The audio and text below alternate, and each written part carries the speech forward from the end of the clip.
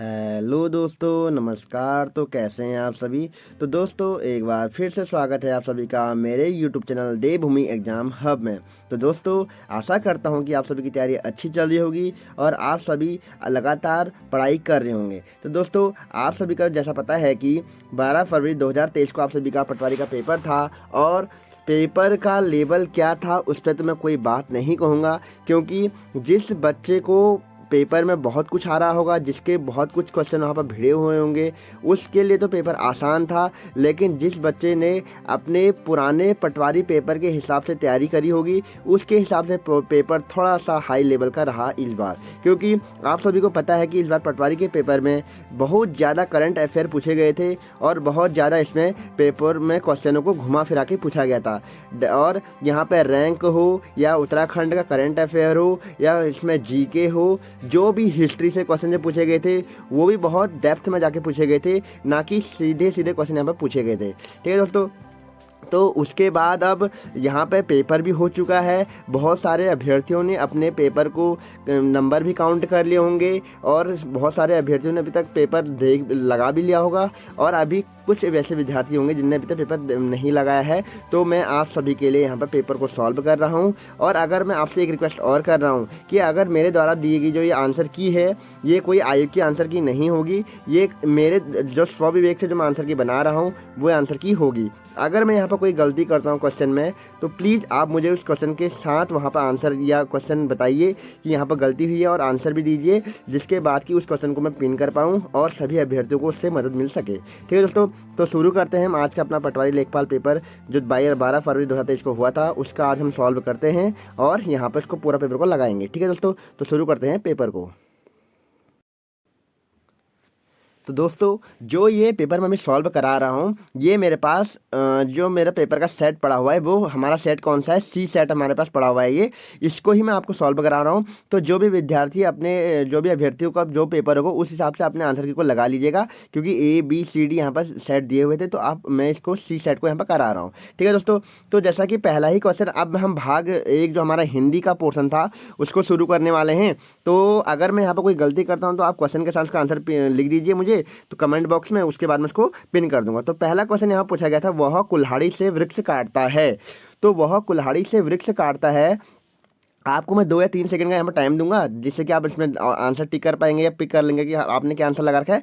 उसके बाद मैं सीधा आंसर दे रहा हूँ। ठीक है। वह कुल्हाड़ी से वृक्ष काटता है में कौन सा कारक चिन्ह होगा। तो आप सभी को पता है कि यहाँ पर क्या करा, से को यहाँ पर अंडरलाइन किया हुआ है। ठीक है दोस्तों। तो जिस जिस भी मतलब किसी से जिस जिस कारक से साधन का पता लगता है उसको हम क्या बोलते हैं, करण कारक बोलते हैं। ठीक है। करण कारक की एक विशेषता क्या होती है कि यहाँ पर साधन, जिस चीज़ से हम किसी भी कार्य को करते हैं उस चीज़ से वहाँ पर करण कारक होता है। ठीक है दोस्तों। तो यहाँ पर से दिया हुआ है, तो वृक्ष किससे काट रहा है, कुल्हाड़ी से काट रहा है। ठीक है दोस्तों। तो यहाँ पर कौन सा कारक होगा, हमारा करण कारक हो जाएगा। ठीक है दोस्तों।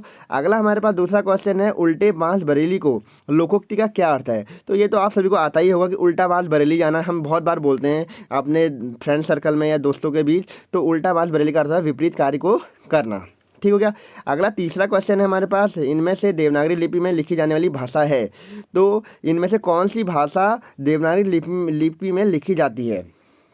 ठीक है। तो कौन सी भाषा इसमें देवनागरी लिपि में लिखी जाती है, तो हमारी जो मराठी भाषा है वो देवनागरी लिपि में लिखी जाती है। ठीक है। अगला चौथा क्वेश्चन है, इनमें से चंद्रमा का पर्यायवाची शब्द नहीं है। इनमें से नहीं पूछा गया है, तो यहाँ पे बहुत ध्यान देना पड़ेगा कि जो चंद्रमा का पर्याय शब्द कौन सा नहीं है। जैसा कि आप सभी को पता है, राकेश है, मयंक है, सोम है। जबकि जो हमारा अर्क है दोस्तों, जो अर्क है हमारा, ये हमारा किसका पर्यायवाची नहीं है, चंद्रमा का नहीं है होकर के किसका है, सूर्य का पर्यायवाची शब्द है। ठीक है दोस्तों। किसका है, सूर्य का पर्यायवाची शब्द है। ठीक है दोस्तों। हम नहीं बोलते हैं कि सूर्य को अर्घ देना। ठीक है। पानी से जब हम सुबह सुबह अर्घ देते हैं, पानी की जब धारा को नीचे फेंकते हैं तो उसे बोलते हैं अर्घ देना। ठीक है। अगला हमारा पांचवा क्वेश्चन है, अन्वीक्षण में कौन सी संधि है। बहुत ही इजी पूछा गया है, अन्वीक्षण। तो जो हमारा यण संधि है दोस्तों, तो ये हमारी क्या होगी, अन्वीक्षण में संधि होने वाली है। क्योंकि अगर हम इसका संधि विच्छेद करेंगे तो क्या होने वाला है, अनुधन ईषण हमारा क्या होने वाला है, इसका संधि विच्छेद होने वाला है। तो आप सभी को पता है उ प्लस ई का हमारा मेल हो रहा है। तो आप सभी को पता है कि जब उ और ई के बाद क्या आता है, जो आ ई उ ऊ के बाद हमारा कोई भी अन्य विजाति स्वर मतलब स्वर आएगा तो वहाँ पर हमारा क्या होगा, यण संधि होता है। ठीक है दोस्तों, तो आप सभी को यहाँ पर संधियाँ देख के जानी थी, बहुत इंपॉर्टेंट क्वेश्चन हमेशा रहता है। अगला हमारे पास छठा क्वेश्चन है, वर्तनी की दृष्टि से शुद्ध शब्द है। तो ये क्वेश्चन तो हर बार का यूके पीएससी के द्वारा रिपीटेड क्वेश्चन रहता है कि इनमें से कौन सा शब्द शुद्ध है। कवयित्री शब्द अगर आपने पेपर लगाया हुआ है तो आपको सभी को पता होगा, जो क व यित्री जो हमारा होता है यहाँ पर हमारा शुद्ध शब्द है। अगला सातवां क्वेश्चन है, निम्नलिखित में से कौन जनसंचार का दृश्य श्रव्य माध्यम है। तो दृश्य श्रव्य जो माध्यम है हमारा, इनमें से दृश्य का मतलब हो गया जिससे हम देख सकते हैं, श्रव्य का मतलब हो गया जिसको हम सुन सकते हैं। देख और सुन सकते हैं, जो हमारी वीडियो कैसेट होती है दोस्तों, तो वीडियो को हम सुन भी सकते हैं, देख भी सकते हैं, और जो उसमें ऑडियो चल रहा होता है उसको हम सुन भी सकते हैं। ठीक है दोस्तों, तो आंसर रहने वाला क्या हमारा, वीडियो कैसेट।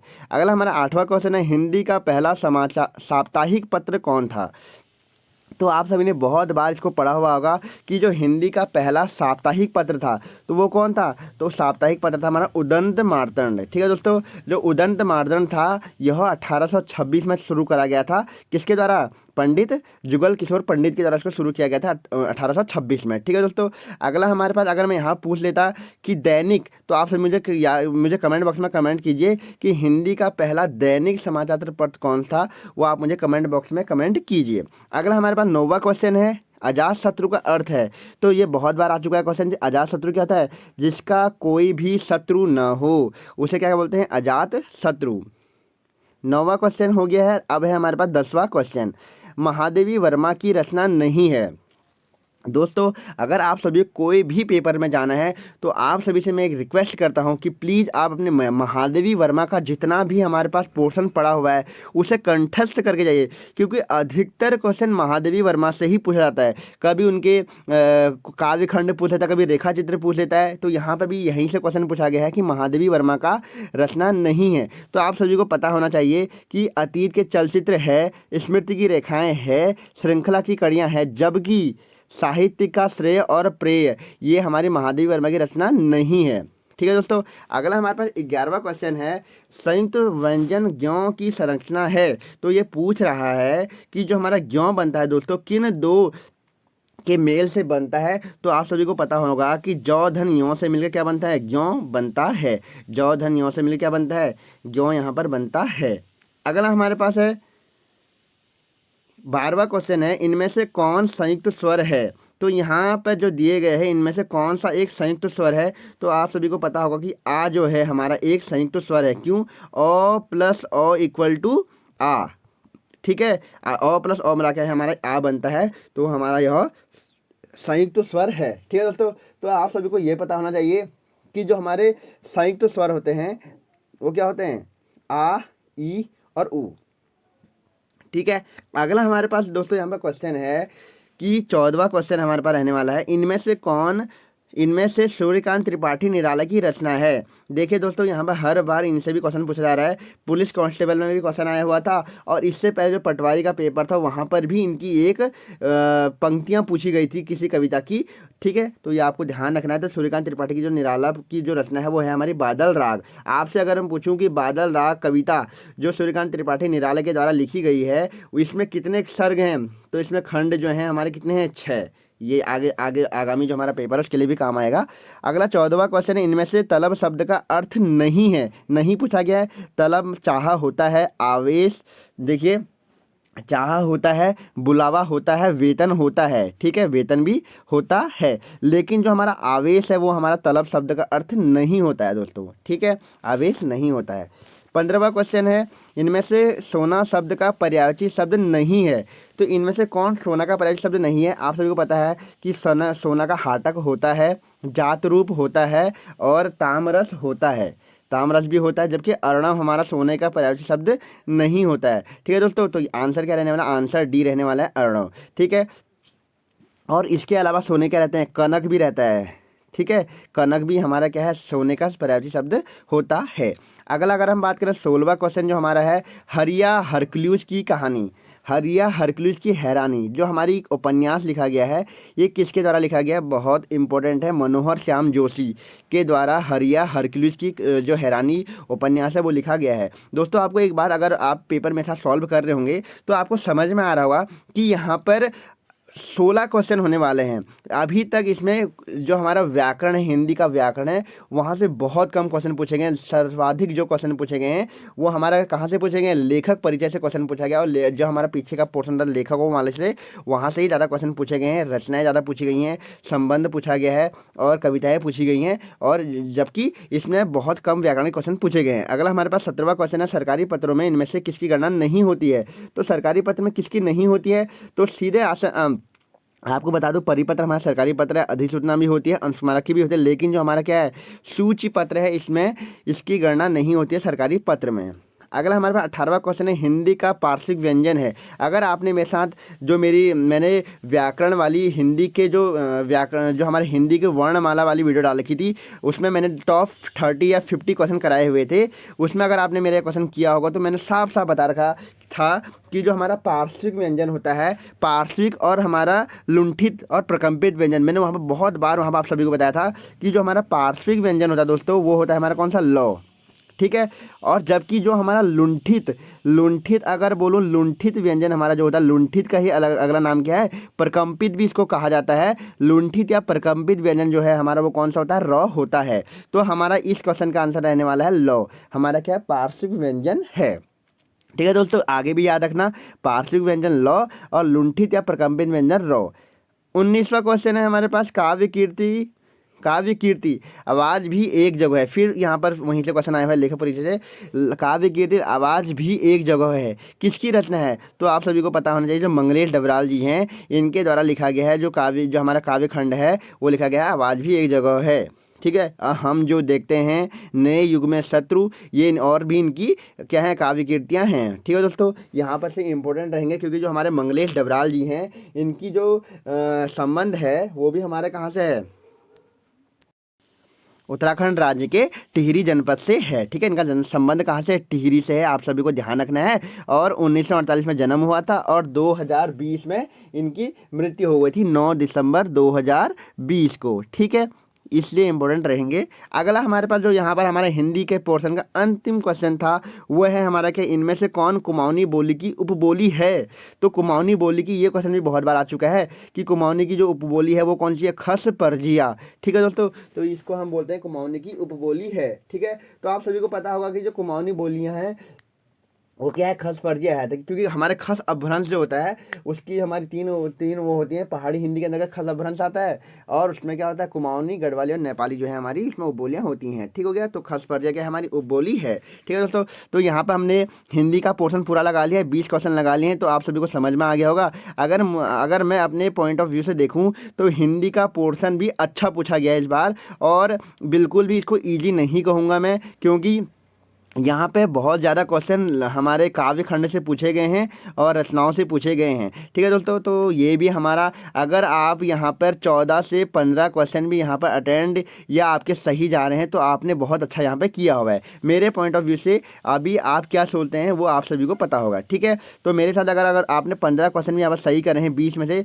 तो आपकी तैयारी अच्छी है, ठीक है। और अगर आपने 17 से 18 क्वेश्चन किए हैं तो आप तैयारी में अच्छे हैं, और आपको थोड़ा सा और ध्यान देने की ज़रूरत है। लेकिन अगर 14 से 15 कर रखे हैं तो आपको ज़्यादा मेहनत की ज़रूरत है, ठीक है। तो अगला अगर हम बात करें, हमारा जो अगला पोर्शन है दोस्तों, वो है हमारा क्या, सामान्य ज्ञान और सामान्य अध्ययन वाला, ठीक है। तो इसको भी शुरू करते हैं। जो हमारा 21वां क्वेश्चन है, भारतीय संविधान के अनुच्छेद 19(2) के अंतर्गत वाक स्वतंत्रता तथा अभिव्यक्ति स्वतंत्रता पर प्रतिबंध आरोपित करते हुए निम्नलिखित में से कौन सा आधार नहीं हो सकता है, ठीक है। देखो कितना घुमा घुमा के क्वेश्चन पूछा गया है। ये बोल रहा है कि जो हमारा 19(2) में कहा क्या दिया गया है, वाक और अभिव्यक्ति की जो स्वतंत्रता दी गई है, अगर उस पर प्रतिबंध लगाना है तो उस पर कौन सा आधार नहीं हो सकता है। तो इसमें से कौन सा हमारा आधार नहीं हो सकता दोस्तों, तो इनमें से कौन सा नहीं होगा, जो हमारा ऑप्शन सी दिया गया है, सामाजिक, आर्थिक तथा राजनीतिक सुधार जो है, इनमें हमारा आधार नहीं हो सकता है। अगला 22वां क्वेश्चन है, अनुच्छेद 338 संबंधित है। तो जो हमारा अनुच्छेद 338 है हमारा दोस्तों, तो वो किससे संबंधित है, राष्ट्रीय अनुसूचित जाति आयोग से भी है और राष्ट्रीय अनुसूचित जनजाति आयोग से भी है, ठीक है दोस्तों। वैसे मेरे अकॉर्डिंग तो इसके दोनों आंसर रहने चाहिए, क्योंकि 338 में हमारा जाति और जनजाति आयोग दोनों दिए गए हैं, ठीक है। तो अब देखने वाली बात है कि इसका आंसर की में इसका आंसर क्या दिया जाता है ठीक है। तो यहाँ पर अगर क्या बोलते हैं पूछा जाए तो दोनों आंसर रहेंगे, वैसे अगर अधिकतम देखा जाएगा तो ए इसका आंसर रहने वाला है, ठीक है। अगला हमारे पास 23वां क्वेश्चन है। ये हमारा रीजनिंग से क्वेश्चन है कि ये बोला है कि जो विकल्प दिए गए हैं इनमें से तीसरी संख्या वैसे ही एक दूसरे से दूसरी संख्या से संबंधित है कैसे। तो देखिए आप सभी को यहाँ पर जैसे दिख रहा होगा कि 12 और इक्वल टू 60, फिर 16 के बाद हमारे डब्बे में क्या आएगा। तो यहाँ पर 60 कैसा है दोस्तों, तो आप सभी को पता कि 12 12 का इसने क्या कर रखा है, आधा डिवाइडेड कर रखा है। तो 12 का डिवाइड होगा 6, उसमें से एक घटा रखा है 5, और 5 को फिर इसने क्या कर रखा है 12 से गुणा करके जो संख्या दी गई है, तो 12 पंचे क्या हो जा रहा था, 60 हो जा रहा था। तो वैसे ही अगर हम 16 वाले पे करें तो 16 का डिवाइडेड बाई 2 तो हमारा हो जाएगा 8, उसमें से एक कम किया, ये कितना होने वाला है 7, और यहाँ पर 16 दिया गया, 16 सत्ते जितना होता है वहाँ पर हमारा आंसर रहने वाला है 6 सत्ते 42 और 7 एकम 7 7 4 11। तो हमारा क्या आंसर रहने वाला है, ये रहेगा हमारा 112। ठीक है, 112 इसका सही आंसर रहेगा। जो संख्या दी गई है उसके आधा में से एक कम करके उसी के साथ गुणा कर देना था, आंसर आ जाता। अगला हमारे पास जो क्वेश्चन दिया गया है 24वां क्वेश्चन, ये बोल रहा है कि 6 मित्र ABCDEF एक वृत्त पर केंद्र की ओर मुख करके बैठे हुए हैं। ED के बाईं ओर है और CA व B के मध्य है। तो FE व A के मध्य है, B के बाई ओर कौन है। ठीक है दोस्तों, तो यहाँ पे ये हमारे सीटिंग अरेंजमेंट से इस बार क्वेश्चन पूछा गया है। ये भी बहुत ईजी क्वेश्चन था, ये अगर थोड़ा देर आप लगाते दोस्तों तो आपको यहाँ पर इसका आंसर मिल जाता। कैसे, क्योंकि देखो ये क्या बोल रहा है, यहाँ पर साफ साफ कहा गया कि ई जो है, यहाँ पे क्या बोला गया है कि जो हमारा ई है, ठीक है दोस्तों, ये बोला है कि जो हमारा ई है वो डी के बाईं ओर है। मान लीजिए 1 2 3 4 5 6, 3 हो गए। अब देखो ये बोला कि जो हमारा ई है दोस्तों, ई बोला है डी के बाईं ओर। मान लीजिए डी यहाँ मैंने बैठा रखा है, तो इसका बाईं ओर कौन सा होगा, ये वाला होगा। तो यहाँ पर हमारा ई हो जाएगा। फिर ये बोला सी जो है ए और बी के मध्य है। सी जो है ए और बी के मध्य है। तो मान लीजिए सी जो है हमारे ए और बी के मध्य, मान लीजिए मैंने सी को यहाँ बैठा दिया, तो और ए यहाँ पर रख दिया और बी को मैंने यहाँ पर रख दिया। तो आप सही हो गए ना कि सी जो है ए और बी के मध्य आ गया। फिर ये बोला है एफ ई व ए के मध्य है। अब एफ को मैंने यहाँ पर रख दिया दोस्तों, तो एफ जो है ई और ए के मध्य में आ गया। तो ये बोल रहा है कि बी के बाईं ओर कौन सा है, तो बी के बाईं ओर बायां इधर को होगा इसका और दायां इधर को होगा। आपने जब भी आप सीटिंग अरेंजमेंट के क्वेश्चन करते हैं दोस्तों, तो वहाँ पे आपको अपने आप को एग्जाम्पल ले लेना है, तब जाके आपका क्वेश्चन सही निकल जाता है। ठीक है, तो बी के बाईं ओर कौन सा होगा, डी होगा। तो यहाँ पर डी साफ साफ आंसर दिया गया था, और दाईं ओर पूछा तो हमारा सी होता। तो आंसर क्या रहने वाला है, डी आपका ये आंसर रहने वाला है। अगला हमारे पास 25वां क्वेश्चन दिया गया है दोस्तों, ये दिया गया है त्रिभुज वाला। त्रिभुज काउंट करने के लिए पूछा गया था। बहुत ही अगर बोला जाए तो ये क्वेश्चन इजी था, आप सभी इसको कर सकते थे। कैसे करना था, देखिए यहाँ पे देखिए, पहले तो हम गिन सकते थे 1 2 3 1 2 3 4 त्रिभुज तो ऐसे ही हो जा रहे थे।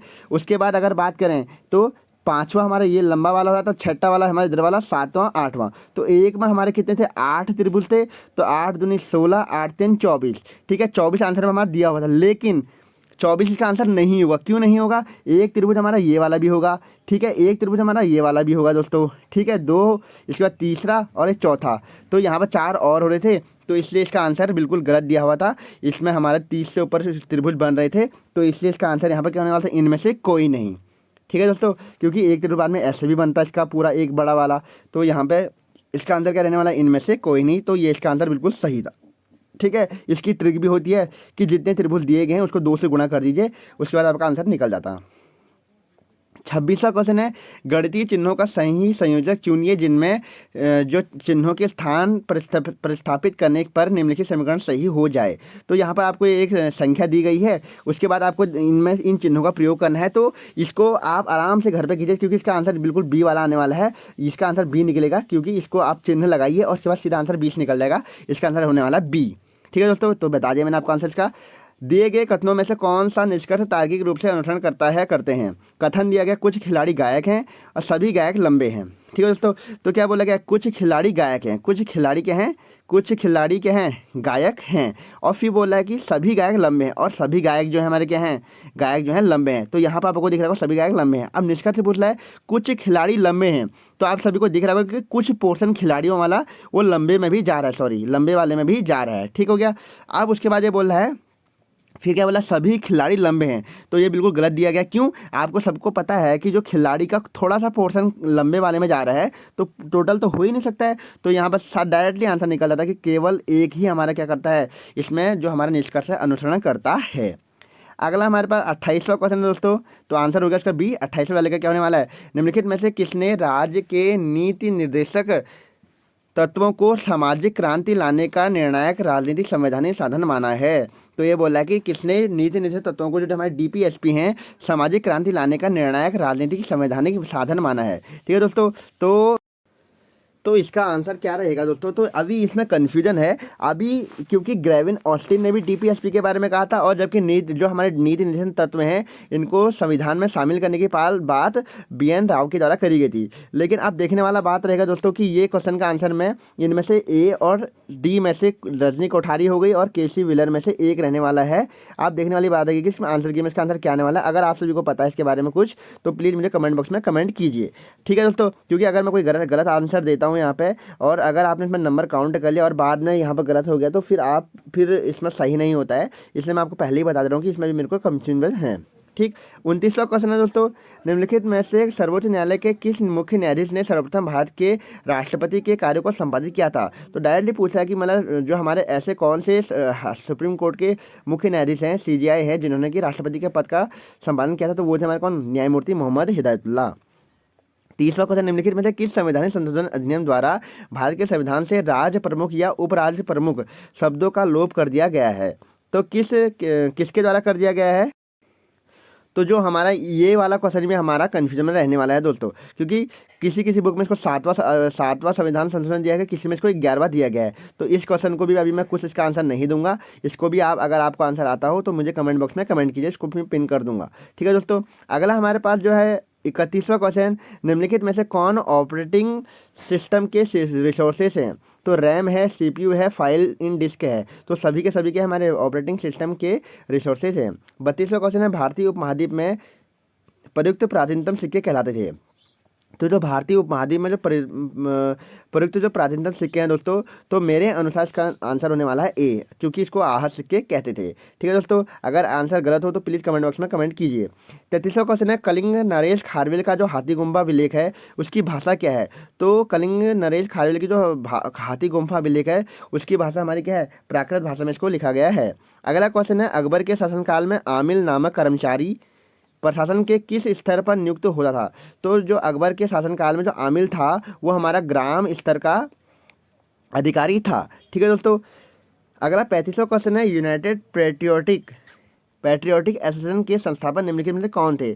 तो यूनाइटेड पैट्रियोटिक के जो संस्थापक थे वो थे हमारे कौन, लाला लाजपत राय। ठीक है दोस्तों। अच्छा क्वेश्चन है, बहुत इंपॉर्टेंट क्वेश्चन है, आगे पेपर में पूछा जा सकता है। ठीक है। तो यूनाइटेड पैट्रियोटिक एसोसिएशन के संस्थापक कौन थे, लाला लाजपत राय।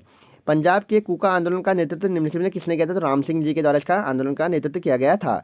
37वां क्वेश्चन, किसने अल हिलाल नामक समाचार पत्र निकाला था। तो आप सभी को बता दूं कि अल हिलाल और अल विलाल दो यहाँ पर जो निकाले गए थे पत्र, वो निकाले गए थे मौलाना अबुल कलाम आज़ाद के द्वारा। 38वां क्वेश्चन, निम्नलिखित में से कौन सी एक वायुमंडल की सबसे ऊपरी परत है। तो बरहिर मंडल जो हमारी है, बरहिर मंडल ये क्या है, वायुमंडल की सबसे ऊपरी परत है। 29वां क्वेश्चन है दोस्तों, निम्नलिखित में से कौन सा एक मानसून की उत्पत्ति को प्रभावित नहीं करता है। तो इनमें से कौन सा जो हमारा है मानसून की उत्पत्ति को प्रभावित नहीं करता है दोस्तों। तो इस क्वेश्चन को भी मैं अभी कन्फ्यूजन में ही रखूंगा दोस्तों, क्योंकि जो हमारा जेट स्ट्रीम है जो प्रभावित करता है, पश्चिमी विक्षोभ प्रभावित करता है, तापमान करता है। जो हमारा अल नीनो है ये प्रभावित नहीं करता है। फिर भी आपको इसका आंसर आता हो कमेंट बॉक्स में कमेंट कीजिए। 40वां क्वेश्चन है, निम्नलिखित स्थानीय पवनों में से कौन सा आल्प्स की घाटी में पाया जाता है। तो जो हमारी इनमें से जो आल्प्स की घाटी में जो हवाएं बहती हैं उनको क्या बोला जाता है, उनको बोला जाता है फॉन। जो फॉन होता है, फॉन की जो हवाएं होती हैं ये आल्प्स की घाटी में बहती हैं। 41वां क्वेश्चन है दोस्तों, जनगणना वर्ष 2011 के अनुसार निम्नलिखित में से किस राज्य में लिंगानुपात न्यूनतम अंकित किया गया है। तो आप सभी को पता होना चाहिए कि जो हमारा हरियाणा राज्य है इसमें जो सबसे कम लिंगानुपात है। ठीक है। सबसे कम लिंगानुपात कहाँ पे है, हरियाणा में है। अगर बात कही जाए जनघनत्व, तो जनघनत्व सर्वाधिक कहाँ पर है, बिहार में। जनघनत्व सर्वाधिक कहाँ पर है, बिहार में जनघनत्व है। और अगर लिंगानुपात कहा जाए तो सर्वाधिक कहाँ पर, केरल में लिंगानुपात सर्वाधिक है। ठीक है दोस्तों। अगला हमारा 42वां क्वेश्चन है, निम्नलिखित बॉक्साइट निक्षेपों में से कौन सा ओडिशा में स्थित नहीं है। तो नहीं पूछा गया है, बोलनगिरी है, कोरापुट है, संबलपुर है, जबकि दुमका जो दुमका दिया गया ये हमारा नहीं है उड़ीसा में। 43वां क्वेश्चन, निम्नलिखित देशों में से कौन सा एक विश्व में कहवा उत्पादक देश नहीं है? तो नहीं पूछा गया दोस्तों। तो हमारा इक्वाडोर है, कोलंबिया है, ब्राज़ील है, चिली हमारा कहवा उत्पादक देश नहीं है दोस्तों। अगला 44वां क्वेश्चन है, एल्गोरिदम की प्रमुख विशेषता है। तो ये भी रिपीटेड क्वेश्चन है। जो एल्गोरिदम है दोस्तों, ये किसकी हाँ एक विशेषता है, तो सिंबलिक इसमें प्रयोग किया जाता है। तो इस किसकी प्रयोग है? ये सिंबलिक जो हमारे क्या है, इसकी विशेषता है। 45वां क्वेश्चन है, हाई लेवल भाषा में जो प्रोग्राम लिखा जाता है उसे कहते हैं। तो हाई लेवल लैंग्वेज में जो लिखा जाता है उसको बोलते हैं सोर्स प्रोग्राम। ठीक है दोस्तों। ऑब्जेक्ट ओरिएंटेड प्रोग्रामिंग भाषा का उदाहरण है। तो ऑब्जेक्ट ओरिएंटेड प्रोग्रामिंग भाषा का जो उदाहरण है वो दोस्तों, वो कौन सी है? जावा जो लैंग्वेज होती है वो क्या है? ऑब्जेक्ट ओरिएंटेड प्रोग्रामिंग भाषा की उदाहरण है। ठीक है दोस्तों। तो यहाँ से आप देख सकते हैं कि जो हमारा कंप्यूटर के क्वेश्चनों का लेवल है वो भी बहुत अच्छा है। बहुत ज़्यादा इसको बोलूँगा मैं मीडियम टू हाई यहाँ पूछे गए हैं पहले के पेपर के मुकाबले। ठीक है। अगला हमारे पास 47वां क्वेश्चन है, अटल वयो अभ्युदय योजना किससे संबंधित है? तो जो हमारी अटल जो यहाँ पर वयो आ रहा है, तो इसका संबंध क्या है? वरिष्ठ नागरिकों से ये संबंधित है। 48वां क्वेश्चन है, कोविड-19 महामारी के हालत में भारत में कौन सा क्षेत्र सबसे कम प्रभावित हुआ था और सकारात्मक वृद्धि भी दिखाई दी थी? तो ये क्वेश्चन यहाँ पर पूछा गया है कि जो कोविड-19 हमारा हुआ था उसमें जो कृषि क्षेत्र है दोस्तों, उसमें सकारात्मक वृद्धि हुई थी। अगला 49वां क्वेश्चन, निम्नलिखित में से कौन सा गणतंत्र दिवस 2023 का मुख्य अतिथि था? तो ये भी इंपॉर्टेंट क्वेश्चन है। जो मिस्र के जो हमारे राष्ट्रपति थे दोस्तों, तो उस समय क्या करे गए थे इनको? ये गणतंत्र दिवस परेड में आए थे और मिस्र की सेना ने हमारे यहाँ पर क्या करा था? इस बार गणतंत्र दिवस परेड में मार्च भी किया था। तो इनका नाम क्या है? अब्दल फतेह अल सीसी इनका नाम है। ठीक है दोस्तों। अगला क्वेश्चन है हमारा 50वां क्वेश्चन, निम्नलिखित में से किस राज्य या केंद्र शासित प्रदेश में सामाजिक उन्नति सूचकांक 2022 में सर्वोच्च अंक प्राप्त किए हैं? तो ये क्वेश्चन बहुत इंपॉर्टेंट है, ये अगला आगे ही पूछा जाएगा। तो ये है हमारा कौन? पुडुचेरी। 51वां क्वेश्चन है, निम्नलिखित में से कौन टीमें फीफा वर्ल्ड कप 2022 के फाइनल में पहुंची थी? तो दोस्तों देख सकते हैं क्वेश्चनों का लेवल कितना, हर जगह देखा जाए ना, कोई भी पोर्शन देखें, चाहे हिंदी देखें, करंट अफेयर देखें, कंप्यूटर देखें और जीके देखें, जीएस देखें, तो वहाँ पर क्वेश्चनों को बहुत घुमा के पूछा गया है। यहाँ पर फीफा वर्ल्ड कप का फाइनल में जो हमारा जीता था उसको नहीं पूछ करके इसने पूछ दिया कि कौन कौन यहाँ पर पहुंची थी। तो जो हमारे फ्रांस और अर्जेंटीना की जो टीम है दोस्तों, ये फीफा वर्ल्ड कप 2022 में पहुंची थी। ठीक है। और जिसमें कि अर्जेंटीना ने फीफा वर्ल्ड कप 2022 को जीता भी था। ठीक है दोस्तों। अगला जो हमारे पास क्वेश्चन है यहाँ पे, निम्नलिखित में से किस खेल में मौजूदा ओलंपिक चैंपियन नीरज चोपड़ा का संबंध है? तो ये तो आप सभी को पता ही होगा कि जो हमारे भाला फेंक है इनका संबंध किससे है? नीरज चोपड़ा से है। ठीक है। क्योंकि इन्होंने टोक्यो ओलंपिक में क्या गोल्ड मेडल जीता था। अगला क्वेश्चन यहाँ पूछा गया दोस्तों, देखो ये क्वेश्चन बहुत इंपॉर्टेंट है, यहाँ से भी क्वेश्चन घुमा के पूछा गया है।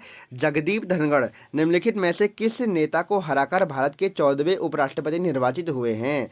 तो आप सभी देख सकते हैं यहाँ से भी क्वेश्चन कितना घुमा के पूछा गया है। तो जो हमारे 14वें उपराष्ट्रपति जगदीप धनखड़ है वो मार्गरेट आल्वा को हराकर क्या बने? उपराष्ट्रपति पद निर्वाचित हुए पर बैठे हैं। ठीक है। 54वां क्वेश्चन है, निम्नलिखित में से किस स्थान पर 26वां राष्ट्रीय युवा महोत्सव का उद्घाटन किया गया है? तो जो 26वां युवा महोत्सव मनाया जा रहा है, ये मनाया जा रहा है हुबली में। कहाँ पे? हुबली में। अगला हमारे पास है 55वां क्वेश्चन, रोग लंपी का पहला मामला भारत के किस जिले में दर्ज हुआ है? तो आप सभी को पता होना चाहिए दोस्तों कि जो लंपी रोग हुआ है वो पशुओं से संबंधित है, पशु की त्वचा से संबंधित है। इसका जो पहला मामला आया था वो कहाँ आया था? हमारा बिहार में। ठीक है दोस्तों, सॉरी बिहार नहीं, बंगाल में इसका पहला मामला आया था। 56वां क्वेश्चन है, भारत में लोक लेखा समिति के मित्र दार्शनिक तथा पथ प्रदर्शक के रूप में कार्य करता है। तो यहाँ पर डायरेक्टली पूछा गया जो लोक लेखा समिति होती है इसमें जो मित्र दार्शनिक तथा पथ प्रदर्शक के रूप में जो कार्य करता है वो कौन करता है? हमारा कैग, भारत का नियंत्रक एवं महालेखा परीक्षक। ठीक है। वर्तमान में जो हमारे कैग हैं वो कौन है? आप मुझे कमेंट बॉक्स में कमेंट कीजिए। अगला हमारे पास है, निम्नलिखित में से किस वाद में यह निर्णय किया गया था कि प्रस्तावना भारतीय संविधान का भाग नहीं है? ठीक है। तो यहाँ पूछा गया है कि इसमें से कौन सा निर्णय दिया गया था जिसके बाद प्रस्तावना को भारतीय संविधान का अंग नहीं माना गया था? तो वो था हमारा कौन? बेरू-बांकी यूनियन ईरी विवाद जो हमारा हुआ था। ठीक है दोस्तों, ये भी क्वेश्चन बहुत डीप पूछा गया था। 58वां क्वेश्चन है, निम्नलिखित में से सॉरी भारत में खाद्य प्रसंस्करण उद्योग में कितने प्रतिशत प्रत्यक्ष विदेशी निवेश ऑटोमेटिक रूट के अंतर्गत किया जाता है। तो ये क्वेश्चन बहुत इंपॉर्टेंट है, आगे पूछा जाएगा। जो हमारा 100% जो है हमारा प्रत्यक्ष विदेशी निवेश ऑटोमेटिक रूट से किया जाता है। अगला हमारा 59वां क्वेश्चन है, भारत में कपास के बाद आने वाला कृषि आधारित दूसरा सबसे बड़ा उद्योग कौन सा है। तो यहाँ पर कृषि पूछा गया, तो सबसे बड़ा उद्योग जो हमारा इसके बाद है चीनी उद्योग है। तो भारत का सबसे बड़ा उद्योग कौन सा है, पहला कपास है, उसके बाद हमारा चीनी उद्योग है। हाल ही में हमको चीनी में भी हम क्या बन गए हैं, चीनी उत्पादन में हमारा पहला स्थान हो चुका है। ठीक है, अगला क्वेश्चन पूछा गया 60वां, भारत वनस्पति तेल का विश्व में कौन सा उपभोक्ता तथा आयातक है। तो आप सभी को पता होना चाहिए कि भारत जो है विश्व में तीसरा सबसे बड़ा उपभोक्ता और दूसरा सबसे बड़ा आयातक है। अगला हमारे पास क्वेश्चन दोस्तों, अब यहाँ से हमारे क्या है उत्तराखंड के क्वेश्चन आ रहे हैं दोस्तों। तो आप सभी को बता दूं कि जो हमारा जीएस और हमारा करंट अफेयर और कंप्यूटर के क्वेश्चनों का लेवल ही बहुत अच्छा था, बहुत ज़्यादा मैं कहूँगा कि हाई टू मॉडरेट यहाँ पूछे गए थे, मॉडरेट टू हाई के लेवल के क्वेश्चन यहाँ पूछे गए थे।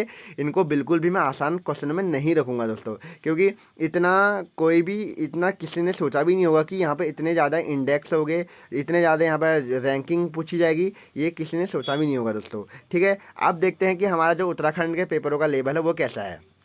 ठीक है, पेपर के क्वेश्चन में जो पूछे गए हैं, पहला क्वेश्चन था 61वां, निम्नलिखित में से कौन सी विधानसभा सीट उत्तराखंड में अनुसूचित जनजाति से आरक्षित है। तो उन अनुसूचित जनजाति के लिए आरक्षित सीट कौन सी है, 2 सीटें हैं उत्तराखंड में, नानंगमत्ता और ठीक है, नानंगमत्ता हमारी क्या है यहाँ पर, इसका आंसर सही रहने वाला है। अगला हमारे पास है दूसरी, हाँ यहाँ भूल गया था मैं, पहली सीट हमारे नानंगमत्ता, दूसरी सीट हमारे पास चक्राता है। ठीक है, 2 हमारे क्या है उत्तराखंड राज्य में एसटी के लिए आरक्षित सीटें हैं। 62वां क्वेश्चन है, उत्तराखंड राज्य निर्माण हेतु उत्तर प्रदेश पुनर्गठन अधिनियम राष्ट्रपति द्वारा किस तिथि को हस्ताक्षरित किया गया था। तो आप सभी को पता होगा कि जो हमारा 28 अगस्त 2000 है, इस दिन क्या किए गए थे, राष्ट्रपति के द्वारा इस पर हस्ताक्षर किए गए थे। अगला 63वां क्वेश्चन है दोस्तों, निम्नलिखित में से किस समिति ने गैरसैंण को स्थायी राजधानी के रूप में अस्वीकार कर दिया था। यहाँ पर अस्वीकार पूछा गया दोस्तों। तो जो हमारा दीक्षित आयोग है, इसके द्वारा उत्तराखंड की राजधानी गैरसैंण बनाने के लिए इसको अस्वीकार करा गया था। 64वां क्वेश्चन है, उत्तराखंड राज्य में महिलाओं को सरकारी सेवाओं में निम्नलिखित में से कितना क्षैतिज आरक्षण दिया जाता है। बहुत हाईलाइटेड भी रहा था हाल ही में, तो ये कितना परसेंट, 30% यहाँ पर सरकारी सेवाओं में महिलाओं के लिए आरक्षण दिया गया है। उत्तराखंड गौरव सम्मान की शुरुआत निम्नलिखित में से किस वर्ष से की गई है। तो आप सभी को पता होगा, इससे भी करंट अफेयर पूछे गए थे, क्योंकि अभी हाल ही में इसको 5 जनों को यहाँ पर नामित किया गया है। तो इसका आंसर रहने वाला 2021 से। 65 का आंसर क्या रहने वाला है, बी। ठीक हो गया। और अगला 66वां क्वेश्चन, निम्नलिखित मेलों में से कौन एक 5 अगस्त 2022 को, ठीक है, 5 अगस्त 2022 को उत्तराखंड सरकार के पर्यटन मंत्री द्वारा एक राजकीय मेले के रूप में घोषित किया गया है। इंपॉर्टेंट है, आगे पूछा जाएगा कि उत्तराखंड के 2 मेलों को यहाँ पर घोषित किया गया है। पहला हमारा कौन सा है, जागड़ा मेला। ठीक है, दूसरा, ठीक है दोस्तों, पहला मेला हमारा जागड़ा मेला, दूसरा हमारा क्या है, बगवाल मेले को यहाँ पर राजकीय मेला घोषित किया गया है।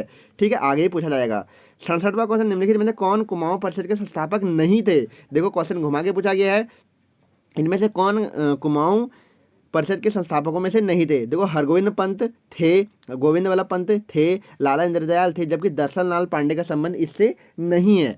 अगर हम बात करें दोस्तों, क्वेश्चन 68वां क्वेश्चन पूछा गया है, नंदा देवी राष्ट्रीय उद्यान को किस वर्ष यूनेस्को द्वारा धरोहर स्थल में घोषित किया गया था। 1988 में इसको घोषित किया गया है।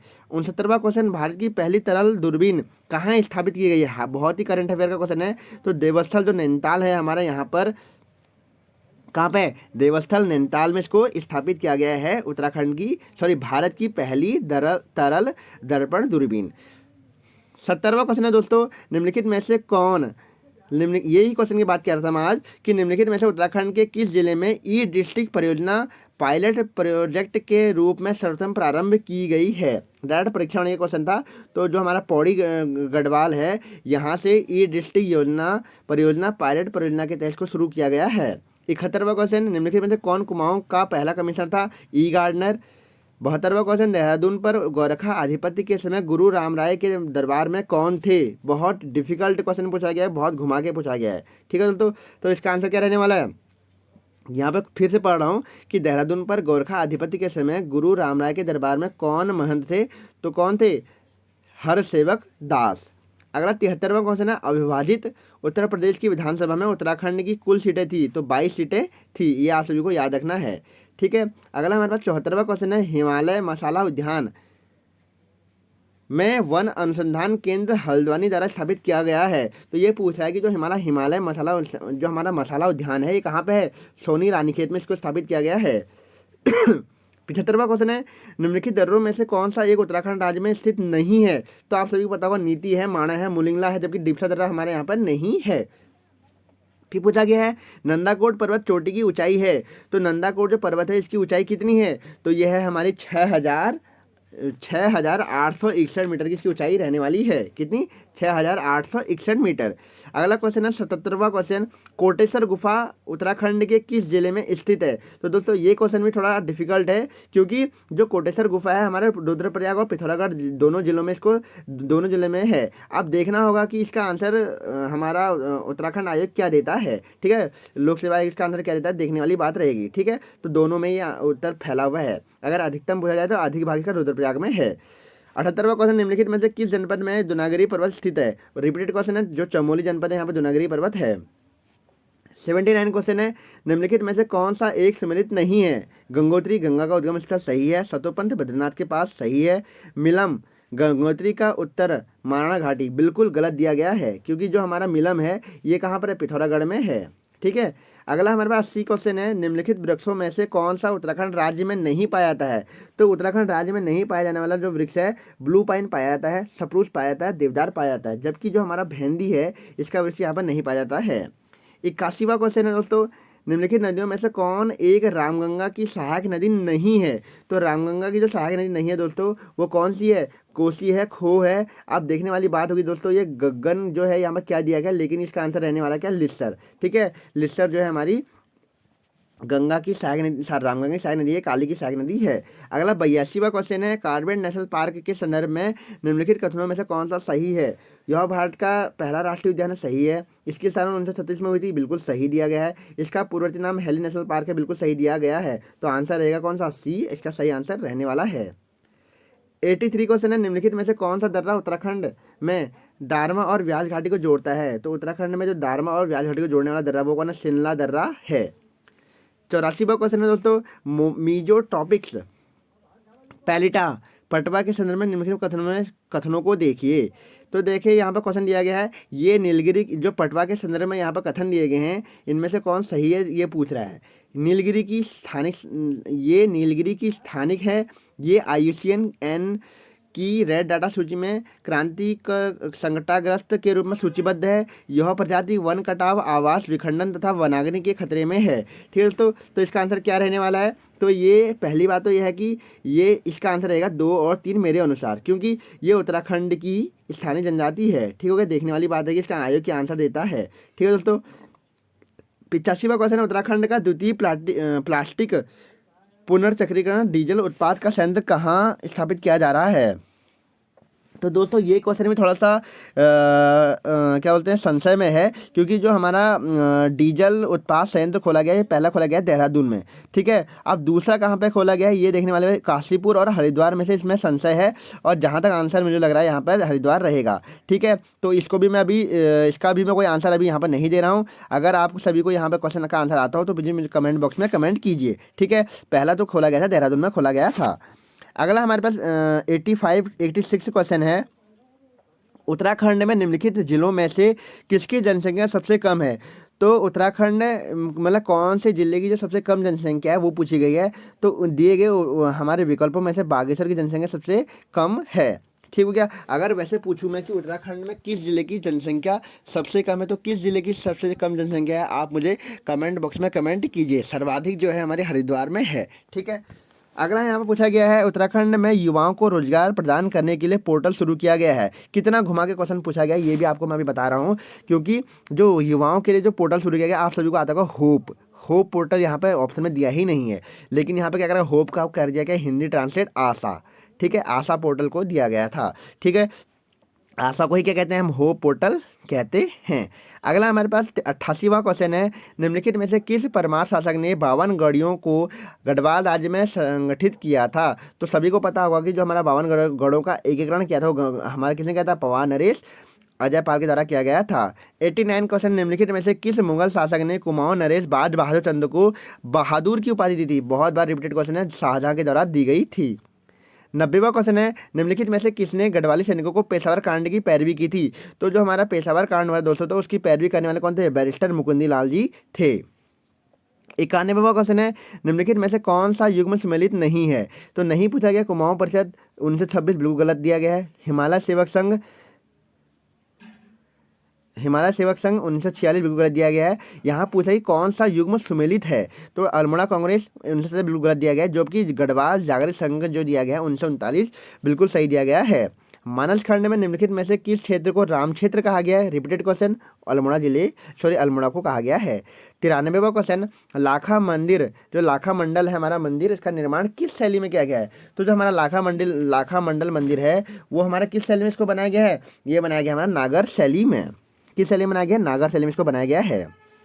94वां क्वेश्चन है, अल्मोड़ा के खगमरा किले का निर्माण किसने करवाया था। रिपीटेड क्वेश्चन, भीष्मचंद्र के द्वारा कराया गया था। 95वां क्वेश्चन, गढ़वाल के किस पवार नरेश ने सुलेमान सिकोह को शरण प्रदान की थी। रिपीटेड क्वेश्चन, पृथ्वीपति शाह ने की थी। चंद काल में नगद के बदले लिया जाने वाला अनाज कहलाता है। रिपीटेड क्वेश्चन, कनिष्ठ शाख में आया क्वेश्चन था, सिरती इसको कहा जाता है। ठीक है दोस्तों, क्या कहता है, सिरती कहा जाता है।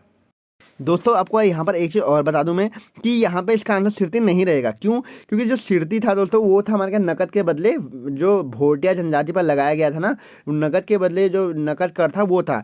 लेकिन जो हमारे यहाँ पर कूत है दोस्तों, ये क्या था, नकद के बदले अनाज लगाया गया था जो कूत था। ठीक है दोस्तों, तो इसका आंसर रहने वाला कूत। अब देखने वाली बात है कि इसका आंसर क्या देता है, तो आंसर बिल्कुल सही रहेगा यहाँ पर कूत, क्योंकि सिरती जो है हमारा वो नकद कर था, हमारा व्यापार के बदले जो भोटिया के पर लिया गया था कर था, वो नकद कर था, सिरती। ठीक है, अगला हमारे पास 97वां क्वेश्चन है, निम्नलिखित में से किस गढ़वाल नरेश ने तिब्बत पर 3 बार आक्रमण किया था। बहुत बार पूछा गया है, तो तिब्बत पर 3 बार आक्रमण करने वाला कौन था, वो थे हमारे महपति शाह। कौन थे, महपति शाह का आंसर रहेगा। ठीक है, अगला 98वां क्वेश्चन है, राष्ट्रीय स्वच्छ वायु योजना के अंतर्गत उत्तराखंड के कितने शहर कस्बे शामिल किए गए हैं। तो उत्तराखंड के 2 यहाँ पर शामिल किए गए हैं।